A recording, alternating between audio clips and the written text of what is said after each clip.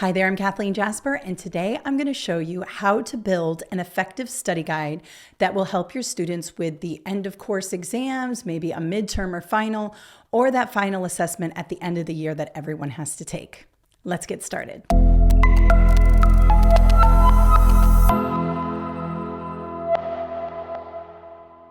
So today I want to show you a few things that I do to make study guides effective and show you how to use the standards and your end of course exams to help your students pass. And it's really important that you do the one thing that I always tell you to do when approaching anything, and that is to work backwards. So we have all this information in our heads about the chapters or the midterms or the end of course exams or whatever it is you're preparing your students for. So it's very important that in order to narrow that focus and to be as effective as possible, we work backwards from the state assessment or the standards. And I'm going to show you a couple of different ways to do that. Now, every state is different.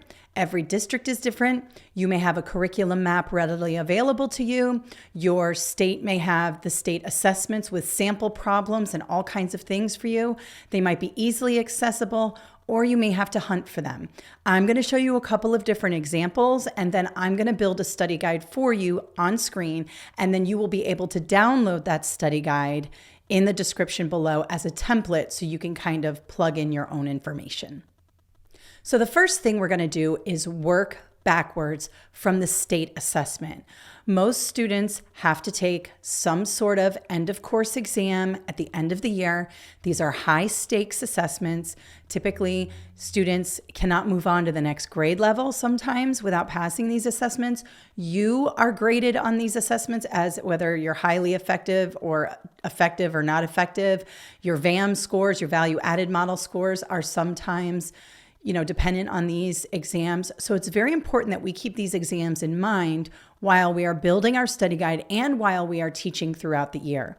So you can find the documents that show you basically everything that's on the exam by looking for your test, so the name of the test that your students have to take, and then Googling test specification or test blueprint. Now, different states have different ways in which they store these assessments and the different blueprints that they have. So you may have to go on the hunt, but I have a couple of examples here for you that I'll show you. All right, so I started off with Colorado just because we have a few people who watch my videos from Colorado. And you can see here that when I Googled the state assessment, I figured out what the state assessment was. It's called the CMAS or CMAS test for students. They have frameworks here that you can access. So you can see here grade 3 math frameworks. When you click on that, you'll have some sort of document here, and there will be the standards here. And let me zoom in for you really quickly here. You can see that there's the standards, and then there are these, explanations of the standards, and even probably a sample question here for you. So this is very important information when you're looking to make a study guide for these types of exams or any exam. All right. Even if you are just doing, a study guide for the end of the 9 weeks, you can use this framework to help guide you. So remember, we want to focus specifically on the standards that are assessed. It doesn't mean you're just teaching to an exam, but you might as well narrow the focus because it makes your job easier and the students' jobs easier because you have a direct focus of what they should be looking for. And so you can see here, we have numbers and operations here, fractions, developing an understanding of fractions. And then, it goes in to explain all of that information here. And so as a teacher, this should really be something that's on your desk, printed out. This is what you should be using throughout the year to build your own classroom assessments, things like that, and ultimately what we're going to do today in a study guide. Now, I'm going to choose my own state, Florida, because this is what I'm most comfortable with, and I was able to find a lot of information here. And I'm going to use my old content that I used to teach, which is biology. It's what I'm most comfortable with building a study guide. Obviously, if you're a math teacher, it's going to look a little different. If you're a social studies teacher, it's going to look a little different. But I'm going to show you the methods that you can apply here for any grade level and any content area. So the first thing you want to do is, again, Google the test name. And this test name in Florida is the Biology EOC, or End of Course Assessment. and I put in test specification. And when I did, I had to click around a little bit, but I came upon this document, which is the biology item specifications. And basically what that means is that it is specific to the items the students are going to see on the exam. The items are the test questions and the answer choices. All right. So I click through this document. Again, not going to be just a straightforward thing. You're going to have to click around a little bit. And you want to take a look at the reporting categories, or the competencies they're sometimes called. And you can see here for the biology EOC right here, this is grade 5 and 8. I'm not interested in that. This is the high school assessment here. You can see that there are 3 main reporting categories. Molecular and cellular biology, 35% of the test is that. Classification, heredity, and evolution, 25% of the test is that. And then organisms, populations, and ecosystems, and that's 40% of the test. Now, this is helpful for 2 reasons. First, you don't want to spend the entire year on classification and heredity. I'll give you an example. When I was teaching biology, when I first started, I loved DNA. It was the funnest thing to teach. I was so interested in that piece of biology, and I literally spent probably 75% of my teaching on that. Well, that did not help my students with their end of course assessment because, look, that's only 25% of the test. And I did not spend an ample amount of time on ecosystems, which was 40% of the test. Now, at the end, I scrambled and really hammered the ecosystems and populations and organisms, and so they did okay. But had I known this information before I started the year, I would have focused a little more evenly on the different concepts.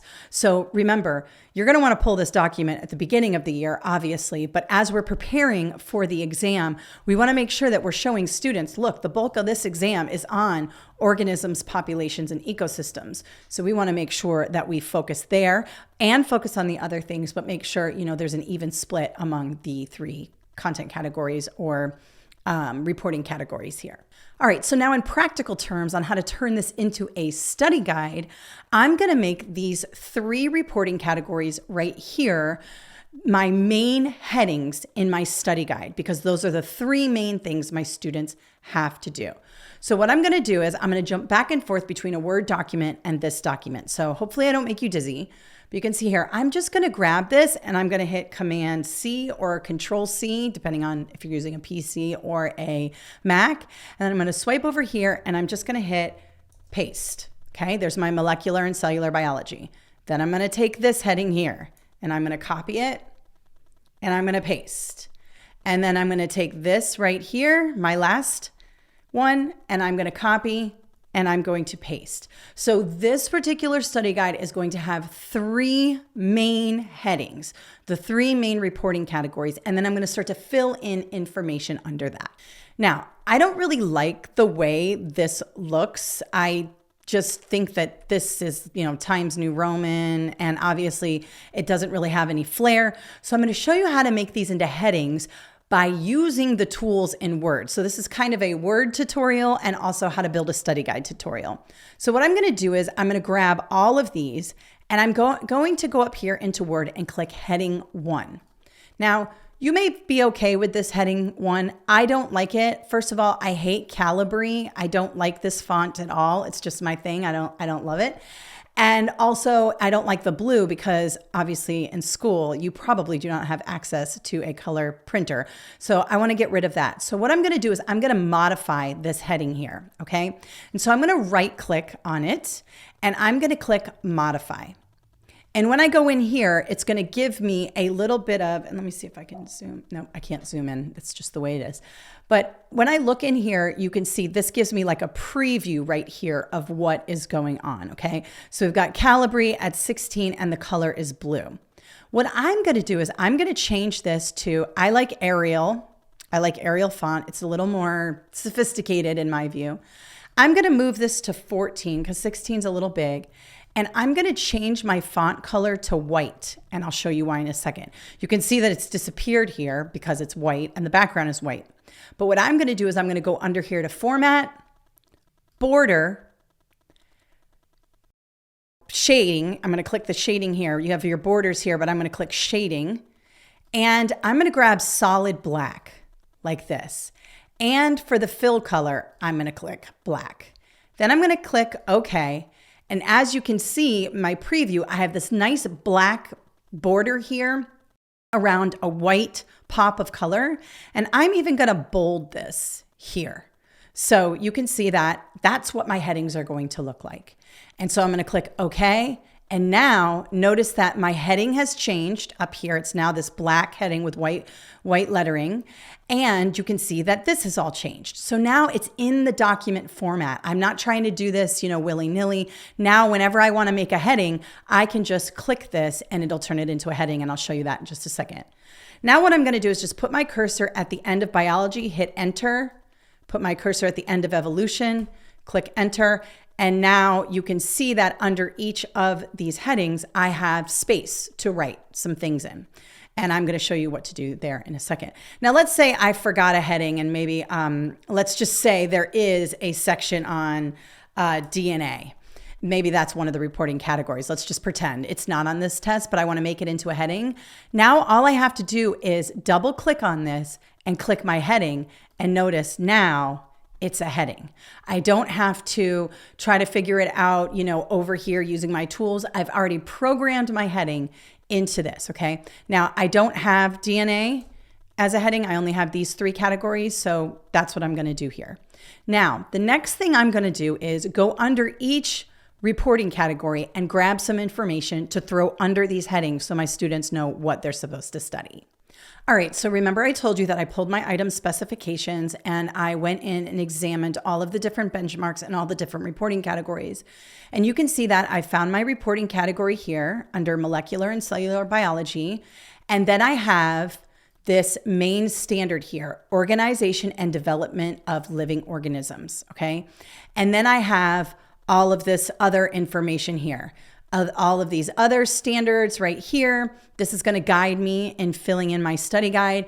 And then I have these benchmarks. The student will, the student will, the student will. These are objectives basically. And I do have a video on objectives that I'll link up here.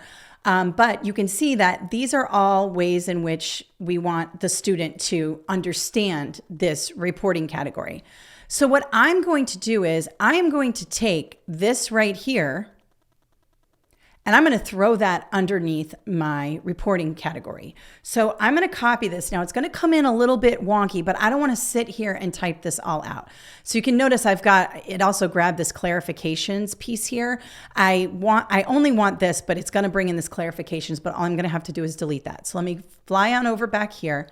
I'm going to go under molecular and cellular biology, and I'm going to hit Control V or Command V. And you can see now that it brought in everything. It didn't put the spacing in. It's just one continuous paragraph, okay? Now, first thing I'm gonna do is I'm gonna change this font. I don't like it. Notice that right now this normal is highlighted. So now what I'm gonna do is format what's normal type in my document. So I'm gonna right click on normal and I'm gonna click modify. Now remember, I don't like Calibri. I just don't like that font and I don't like Times. I'm going to go to Arial again so my fonts match. It pops up here. And I'm going to keep it at 12 because I know my headings are 14, so 12 is good. And I am going to keep it black there, all right? Now, what I can also do is I can go in and format, but I'm going to do that later to show you just how this works. So I'm going to click OK. And when I do, I click the normal on my text and it turns it into normal text. Now this is all kind of messy right now, but I want to keep the students will describe, okay? The student will. Here's that clarifications. I'm going to delete that. And what I'm going to do is just hit enter on every time I see the student. And as you can see, I'm doing that. The student, the student, the student, the student. Okay, so we have, let's make sure I got them all. Okay, it looks like I got them all. Now notice that the spacing here is kind of smushed. I don't want the spacing to be smushed. In fact, I want it to be a little more between paragraphs. I want a little bit of space. So all I do is I highlight that, right click, paragraph, and then spacing right here. I'm just gonna click the arrows up to 6 point. And I'm going to make sure this is unchecked here.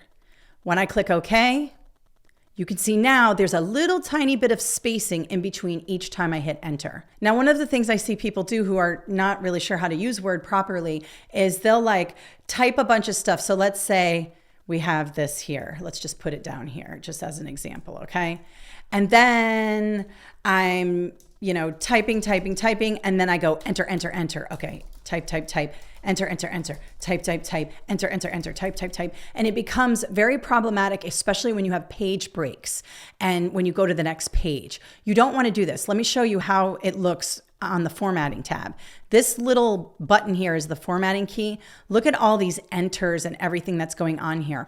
All you want is one enter here. You don't want to do this space, and then start typing and then space, and try to figure out. It ends up being a very messy document. So you don't want to do that. Let me go ahead and delete that here. All you want is just one enter key, and then you can put the spacing in by going either right clicking and clicking paragraph to format, or you can go up here to format and you can go to paragraph and do that. All right. So you want to format the document, not hit enter a bunch of times and all of that.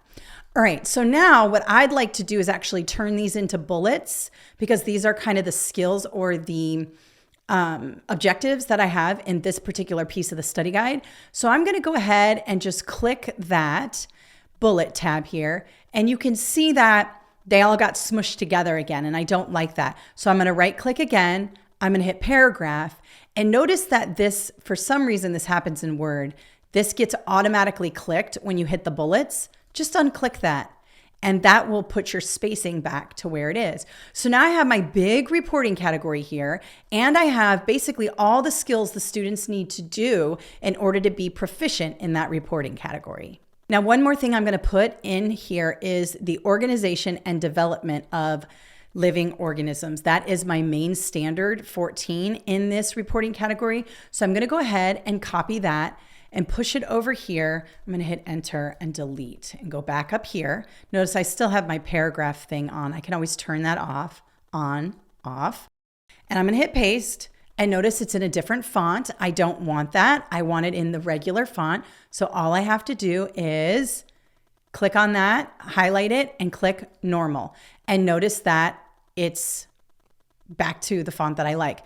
Notice also, though, that my spacing now is still too close. So what I need to do is go ahead and grab this. I'm going to go up here, right click, modify, and then under format, I'm going to go into paragraph. And I'm just going to make sure everything is 6 point, click OK. And now notice that everything is good. So now let me just, let me grab something. Let me just grab a paragraph from here. So let's just grab this paragraph here. I'm not going to use this for real, but I'm going to just throw it in here. Okay. It's on my bullet. I'm going to take it off the bullet. I'm going to delete that. And then if I just go here, and let's say I have another paragraph. Let's do it again. All right. So I have two paragraphs here that I just copied and pasted in. I don't like the way they look. I'm going to go back up here and hit normal. Look what it does. It makes my text normal again. So that's really important on the formatting side. All right. So now you know a little bit about the formatting. Now let's get to the nitty gritty about what we're going to put in here. All right. So now I'm going to start filling in my study guide underneath this. And so I have this first bullet here. So what I'm going to do is just take cell theory. I'm going to copy that. I'm going to bring it out here. Just press enter twice. And I'm going to click paste. I'm going to capitalize cell and theory because it is a heading. And now I'm going to grab it, and now I'm going to modify my heading number 2 because this is basically a subheading underneath my main heading. So again, I'm going to right click on it, click modify. I don't like this Calibri. I'm going to change it to Arial 12. I'm going to change the text to black. And instead of the black shading, I'm actually going to make it like a gray shading. So I'm going to go here. Oops. And I'm going to make the gray like this color here. Then I'm going to click OK.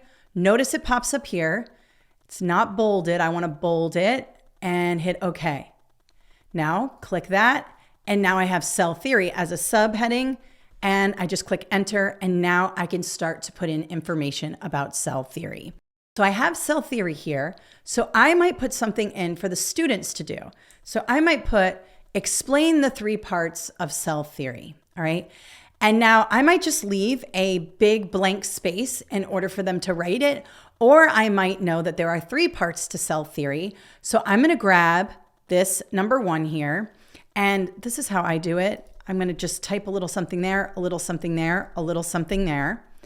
Then I want to space these out. I'm going to right click. I'm going to hit paragraph. Don't add space. Here they are. And in fact, I'm going to make even more space in between because I want the kids to have room to write. So I might go to 18. I might go to 24. I'm going to go 18. 18 should be good. And notice now they have some space. Now what I'm going to do is I'm going to be careful. I'm going to delete this. If I go too far, it's going to delete my number 2. Don't do that. Undo, Command Z or Control Z. I'm just going to delete this one little bit. Actually, just do that. Put the cursor, do that. Put the cursor here, do that. Now you can see that the students have a little bit of room to write something there. Now, if I try to press enter, it's going to make my 3 disappear, which this will drive you crazy for like 4 hours, okay? I'm gonna undo. What I'm gonna do is I'm gonna keep the 3 here. I'm just gonna type a placeholder and then I'm gonna hit enter twice, which will bring my cursor back. Now I can just delete that and go back here to this area here in order to write something. Now notice that everything is, look here, everything is nice. I don't have a bunch of enters. I don't have a bunch of like spaces. Like I didn't type number 1 and then hit space, space, space. I used my bullets up here. I'm using my formatting and my document is really coming along, okay? Now the next thing I might do is put a little sample question in there for my students to use, all right? So why not use the sample item from the actual test specifications? This is a public document. It is given to teachers to use. This is something that you can use in your own classroom. Now, you could just print this out and give it to your kids, but having it done in this way in your study guide kind of style is a great way to just keep them moving without being overwhelmed. This is overwhelming to a student, okay? So what I'm gonna do is I'm just gonna copy this whole thing. And again, it's going to come out not very nice. It actually put it in bullet number 4. I'm actually going to delete that bullet, hit delete a couple times or backspace, depending on what you're using. And you can see now that I have this whole jumbled mess here. First, what I'm going to do is I'm going to grab it. I'm going to go back up to my normal. So it pulls it in as my Arial 12, as you can see here. And I am going to grab right here. You can see where I have the A, B, C, and D. So I'm going to hit enter, enter, enter. This should be deleted and enter here. Now, notice that this A, B, C, and D are not bullets. I need to delete them because I want them to be bullets in my document. It's really important that we format properly. And so now what I'm going to do is I'm going to take this and I'm going to grab this here and hit A, B, C, and D. Now it's a real bullet in the document. Again, it's smushed it together. I don't like that. I'm going to go to paragraph and I'm going to uncheck this box. And now I have this nice test question here. And there might be a test question like this exactly on the exam. Many times they will take items from the test specs and put them on the exam, okay?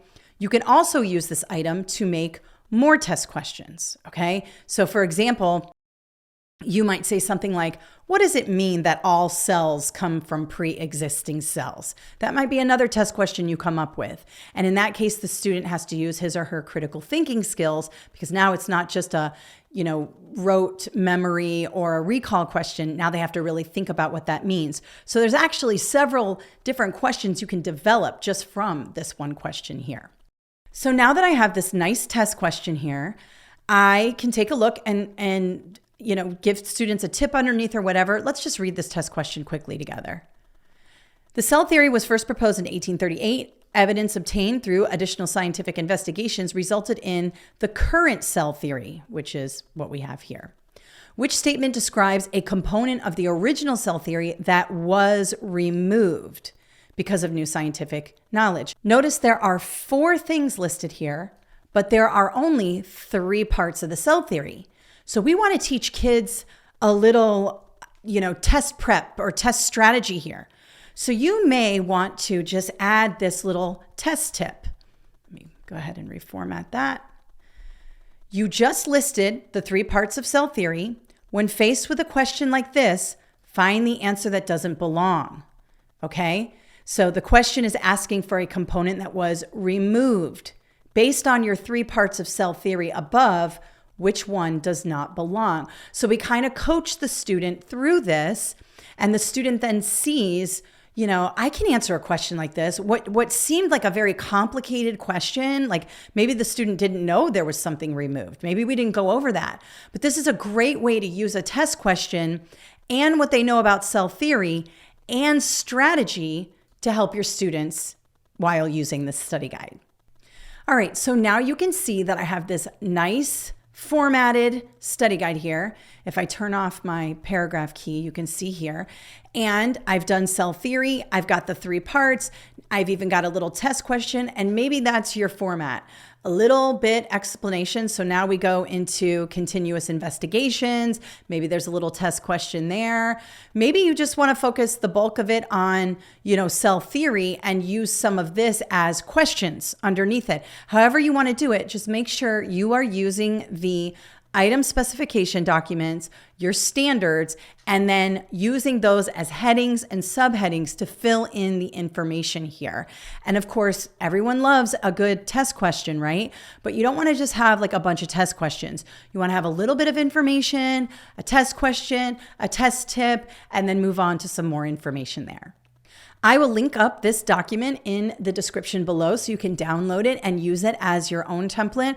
I will upload it as a Word document, so when you open it in Word, the headings and everything should come into the document. If not, review this video and show yourself how to do those headings again. It's very easy. Just rewind, go back, and take a look at how I did that.